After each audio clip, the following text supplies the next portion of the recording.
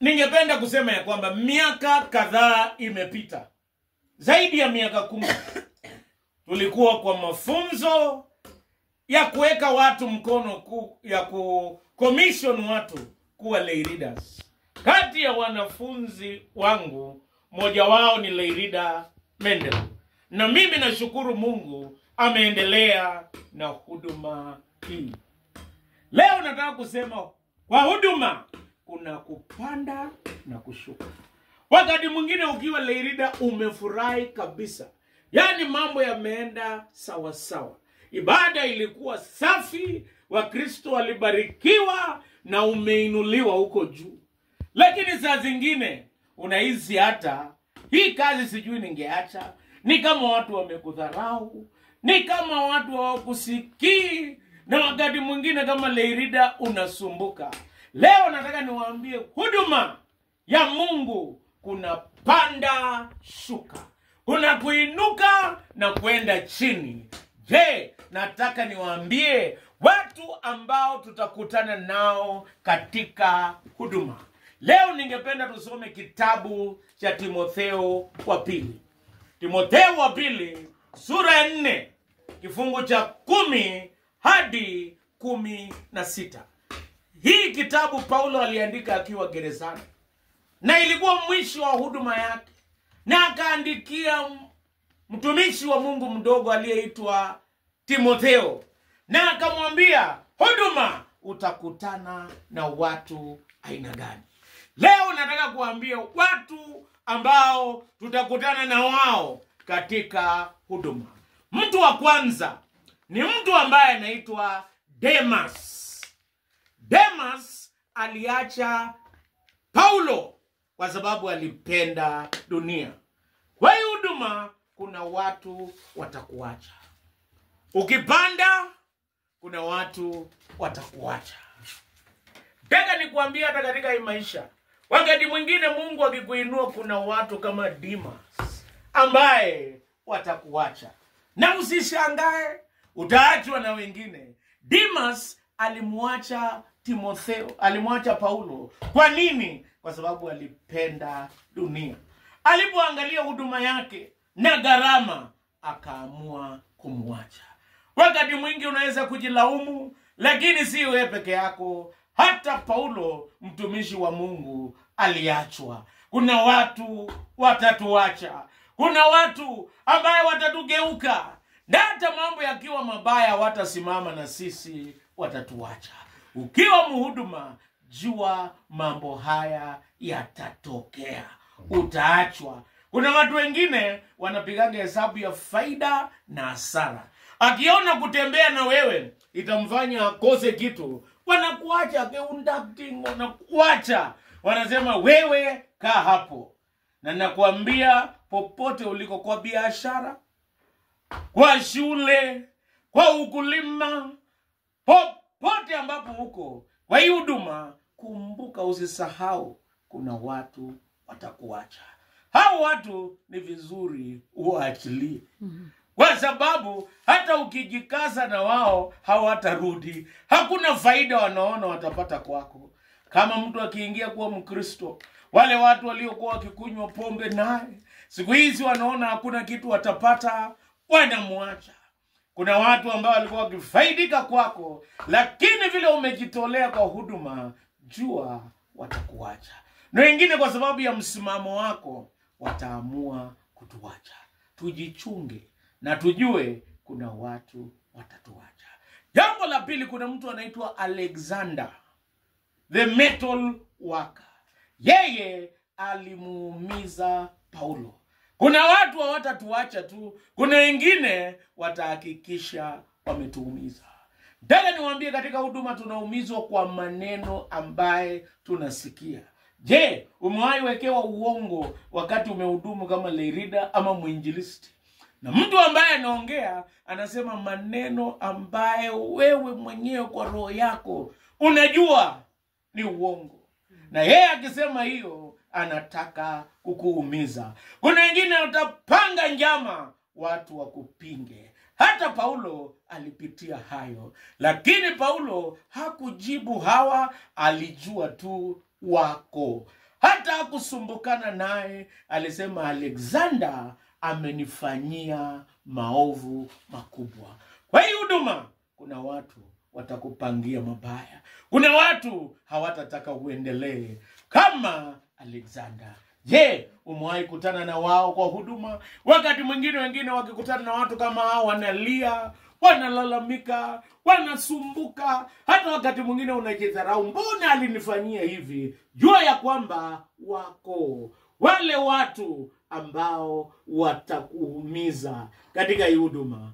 Lakini nataka niwaambie, Mungu hatuachi tu na wale ambao watatuumiza. Kuna wale watakuwa mbali yetu kwa sababu ya kweli. Wangependa kuwa karibu nasi, lakini kwa sababu ya huduma ama kazi ingine ama shughuli ambazo ni za kweli, watakuwa mbali. Unajua ya kwamba saa zingine kuna wapendwa ambaye wako pamoja nasi, lakini kwa sababu ya hali ya ubinadamu watakuwa mbali. Nataka nikuambie, kama vile Tito alikuwa mbali, lakini Paulo aliendelea kuhudumu. Usiseme lazima akuwe ndio ni hudumu. Kila mtu ana wito wake. Kila mtu ana sehemu yake ya kutekeleza. Na sehemu ambaye ndugu Mendel atatekeleza sio sehemu ambaye Postulant atafanya. Na sio sehemu ambaye Mama Diana atafanya, ama Mama Windrose, ama wainjilisti hawa. Kila mtu ako na sehemu yake. Usingojee mtu ndio ufanye. Fanya sehemu yako. Hata wakati mwingine bila kuuliza, ama bila kutafuta watu wakukubalie na kukupigia makofi. Saa zingine mwenye unamuita akupigie makofi ndio ule wakukuumiza. Saa zingine mwenye unamuita akushangilie ndio yule mwenye atakuacha. Fanya sehemu yako. Jua Mungu anaona. Lakini nataka kusema kuna wale ambao tutawaita na watatujia. Alisema niitie yule ambaye anaitwa Luka. Luka aje na aniletee mavazi yangu. Kuna wale watu ambaye ni kama Luka, watakuwa karibu nasi na watatusaidia na watatushika mkono. Nilipohubiri katika kijiji cha Tumaini, nikasoma kitabu cha Samueli wa kwanza 23 na mstari Samueli wa kwanza 23:16. Biblia inasema Yonathani akamsaidia Daudi kupata nguvu katika Bwana. Kuna watu wa kutusaidia kupata nguvu katika Bwana. Sijui wewe unakaanga karibu na nani sana. Wengine wanakaanga karibu sana na Demas mwenye atakuacha. Na akikuacha hiyo maneno unamwambia, anaenda kusema. Na kuna wengine wanakaa kwa Alexander. Alexander maneno unamwambia ndio anakurudishia na kukuchimbia chini.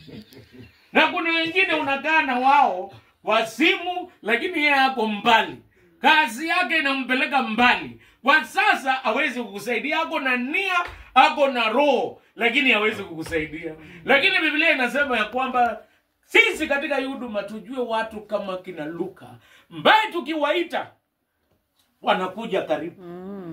Ambaye wakati mwingine tunaweza kuongelesha. Sisi kama binadamu wakati mwingine kama hauna mtu kama Luka na John Mark, hatuwezi fanikiwa. Inatakana ukuwe na mtu ambaye, kwa sababu huduma iko na panda shuka, inatakana ukuwe na mtu ambaye ukimwambia anachukua siri yako na anakuombea. Umewahi ambia mtu saa zingine hata ni mwenzako, unamwambia Jumapili anahubiri ile maneno ulikwambia. Iko wengine ingawa ni leaders, ni shida, ni kichome. Hata kwake ana amani. Na wewe ulimwambia kama Luka ama kama John Mark. Lakini kumbe ulikuwa ukiambia mtu mwenye anaitwa nani? Alexander na Demas. Sijui wewe unakuanga karibu na nani. Kwa hii maisha ni mzuri uangalie. Ijua iko watu watakuacha. Usisumbuke, usiweke roho. Kwa nini ananionyesha masarau? Kwa nini asikiange maneno yangu? Hata wahi sikia. Kama ni wakukuacha, atakuacha kwa huduma. Kama ni wakukupiga, atakupiga tu. Hata ufanye nini, hata ujipake rangi, bado Mungu bring. Kupiga tu hata ufanye nini. Na kuko na wale wapendwa, katika jina la Yesu Kristo, kuna wale watumishi ambao watakuwa kama nani? Kama Luka na John Mark, ambaye watasimama zote. Nataka niwaambie wapendwa, uko na Mkristo mmoja inamjua kutokea zamani zile. Yeye kila kitu ambacho nimefanya amenisupport zaidi ya miaka 20. Hajawahi lalamika. Mimi nilikuwa Mkristo wake 20, alikuwa Mkristo wangu 20 years na nilikuwa mwinjilisti. Lakini mpaka leo amekuwa kama John Mark. Amekuwa msaada. Ni mzuri ujue Mungu kila wakati hawezi kukuacha. Atatuma watu wa kukusaidia. Hata kama Alexander ni wengi, atatuma pia John Mark wengi watusaidie. Bwana asifiwe. Amen. Jambo lingine ambalo nataka kusema, karibu nimalizie, kwa huduma kuna wakati utabakia mwenyewe.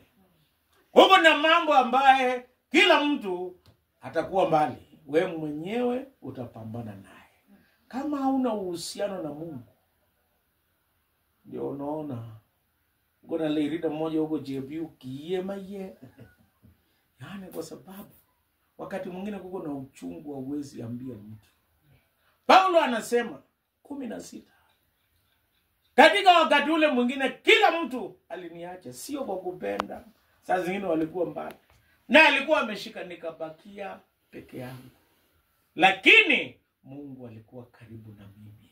Ni vizuri ukiwa leader, kitu cha kwanza Mungu awe karibu nawe. Hauwezi peana chenye hauna.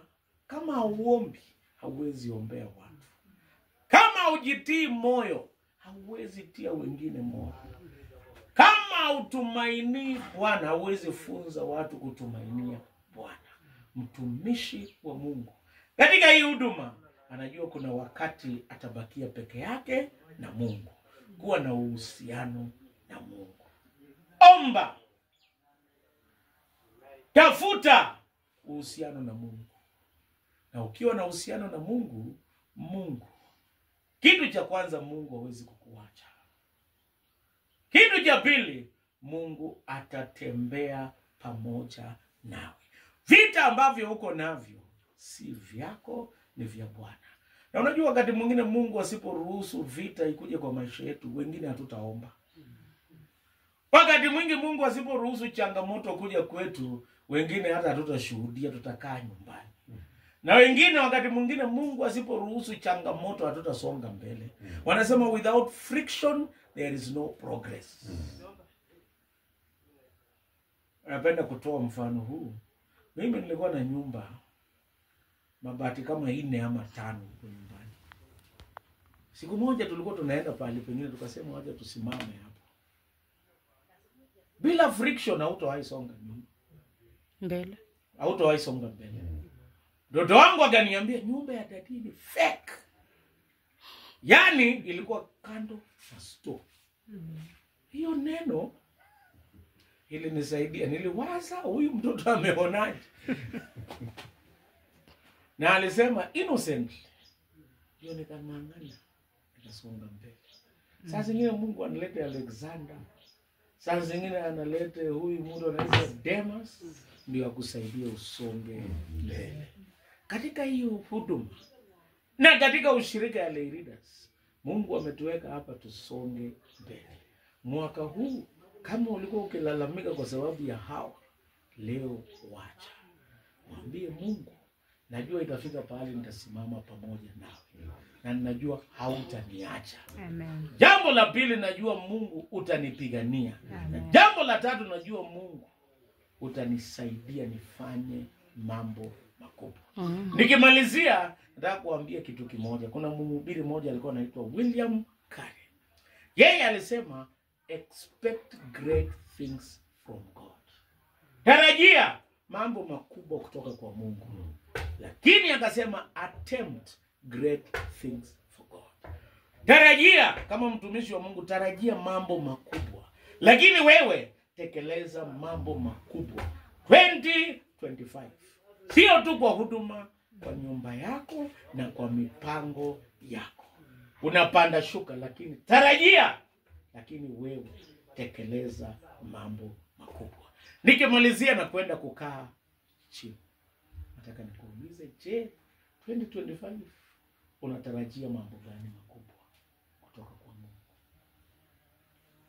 Unatarajia mambo gani? Mwinjilisti, postular, what are you expecting from God? Hata mchungaji, unatarajia nini? Mambo makubwa. Je, kitu cha pili, utatenda mambo gani makubwa mwaka huu? Vile unavyotoa ushuhuda, vile unavyojitolea, vile unavyopanga kazi yako, do great things. Mungu wa amani awabariki. Amen. Na tuombe.